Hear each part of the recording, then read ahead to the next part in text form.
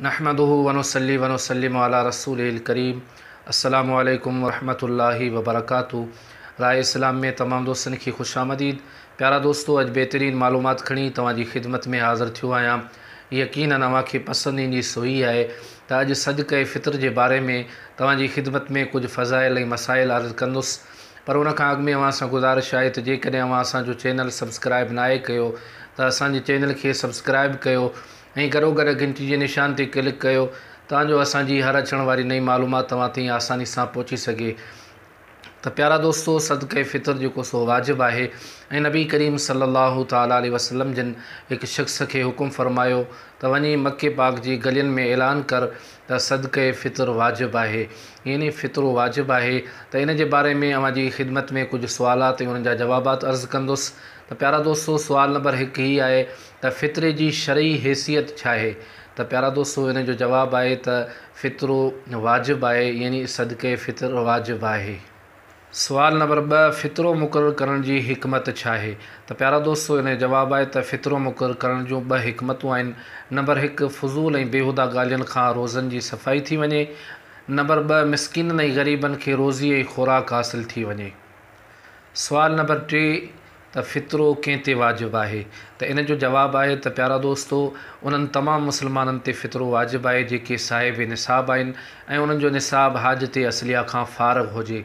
हाजत असलिया मतलब त रहण जो घर वग़ैरह या ज़रूरियात ज़िंदगी जूं जेके भी शयूं या सामान है उन खां अलावा जो फ़ारिग़ निसाब है उन ते फ़ितरो वाजिब है। सवाल नंबर 4 ही है त साहिब निसाब छा खे चइबो है। तो प्यारा दोस्तों, इन जो जवाब है त साहिब निसाब वो है जै वटि साढा 7 तोला सोन या साढा 52 तोला चांदी या साढा 52 तोला चांदी जेतरी रक़म हुजे या ओतिरो सामान हुजे जो तिजारत जो है उनखे साहिब निसाब चइबो है। प्यारा दोस्तों, सवाल नंबर 5 है त छा साहिब निसाब मर्द ते पंहिंजी घरवारी जो फ़ितरो वाजिब है। तो प्यारा दोस्तों, इन जो जवाब है त साहिब निसाब मर्द ते पंहिंजी घरवारी जो फ़ितरो वाजिब ना है, उन ते फ़ितरो घरवारी जो वाजिब कोन्हे। सवाल नंबर 6 ही है त छा साहिब निसाब मर्द ते पंहिंजे वालिदैन या नंढनि भेणनि भाइरनि या रिश्तेदारनि जो फ़ितरो वाजिब है। तो प्यारा दोस्तों, इन जो जवाब है त साहिब निसाब मर्द ते पंहिंजे वालिदैन या नंढनि भेणनि भाइरनि या रिश्तेदारनि जो फ़ितरो वाजिब ना है। सवाल नंबर 7 ही है त फ़ितरो अदा करण जो अफ़ज़ल वक्त कहिड़ो है। तो प्यारा दोस्तों, इन जो जवाब ही है त फ़ितरो अदा करण जो अफ़ज़ल वक्त ही है जो ईद उल फ़ितर जे ॾींहुं सुबुह सादिक़ तुलू थियण खां वठी ईद नमाज़ अदा करण खां पहिरीं ताईं इहो वक्त जो है सो फ़ितरे अदा करण जो अफ़ज़ल वक्त है।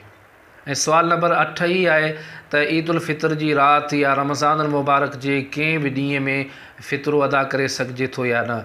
तो प्यारा दोस्तों, इन जो जवाब ही है त ईद उल फ़ितर की रात या रमज़ान मुबारक की कंहिं भी तारीख़ या कंहिं भी ॾींहं ते फ़ितरो अदा करे सघिजे थो, इन में को भी हर्ज ना है। सवाल नंबर 9 ही है त छा रमज़ान मुबारक खां पहिरीं भी फ़ितरो अदा करे सघिजे थो।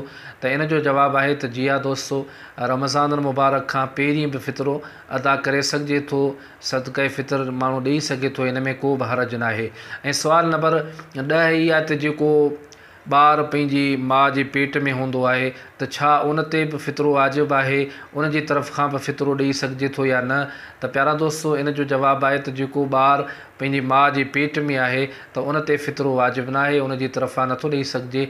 सवाल नंबर 11 ही है त वालिद जेको साहिब निसाब है तो उन ते पंहिंजे आक़िल ऐं बालिग़ औलाद जो फ़ितरो वाजिब है या न।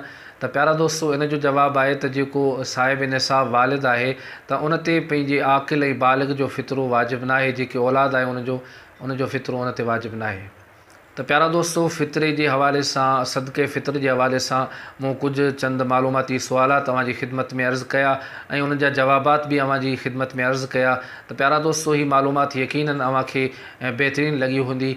वरी नई मालूमात में अवांजी खिदमत में हाज़िर थींदुसि। तेसी ताईं इजाज़त ॾींदा। अल्लाह हाफ़िज़।